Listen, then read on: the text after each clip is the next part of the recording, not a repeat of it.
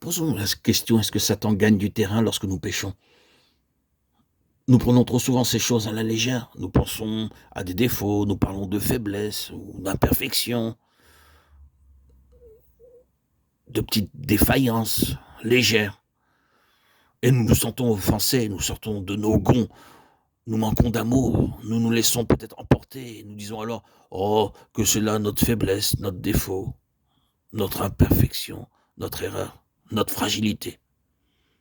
Ah, eh bien, il se peut qu'il en soit ainsi, mais Dieu dit toujours, c'est un terrain pour Satan. Voilà ce qui rend cette chose si odieuse et d'autant plus mauvaise. Voyez-vous, Satan essaie toujours d'agir sur nos faiblesses et favoriser un terrain pour ensuite s'en emparer et l'utiliser, à la fois comme terrain d'accusation contre nous afin de nous ramener dans l'esclavage duquel nous sommes rachetés et comme motif d'accusation à l'égard de Dieu.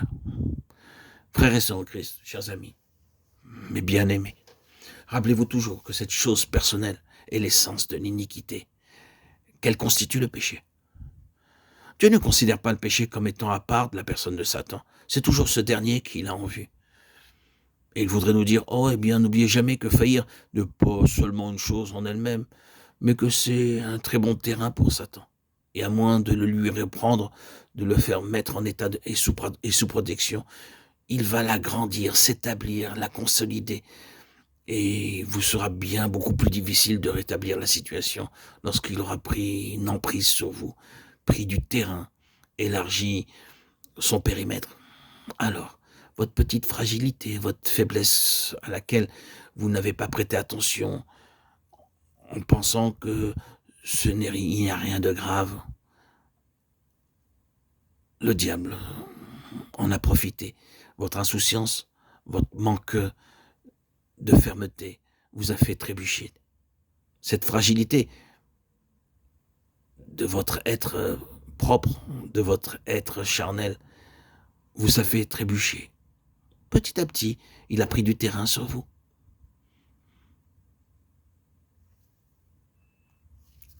Le diable vous a insigneusement chuchoté à l'oreille. Oh, c'est un petit incident, c'est une erreur.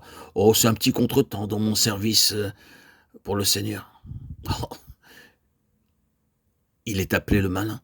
Et ce n'est pas pour rien, frères et sœurs en Christ, qu'il est appelé le malin. Il a tout un système mauvais à l'œuvre en rapport avec sa malignité. Oui. Et quel est l'effet qu'il cherche à produire? Quelque chose qui se dresse contre Dieu. C'est là tout son travail. Faire naître en vous la rébellion, l'anarchie. Le Seigneur Jésus, en portant nos péchés en son propre corps sur le bois, fut l'agneau de Dieu qui ôte le péché du monde. 1 Pierre 2, 24. Jean 1, 29. Ne pensez-vous pas que cela soit une chose très merveilleuse, étant donné que le péché est l'iniquité, la rébellion, l'anarchie, cette chose qui toujours provoque une rupture et se déchaîne contre Dieu, qu'un agneau règle tout cela. Un agneau, le symbole même de la soumission, n'est-ce pas? Semblable à un agneau qu'on mène à la boucherie.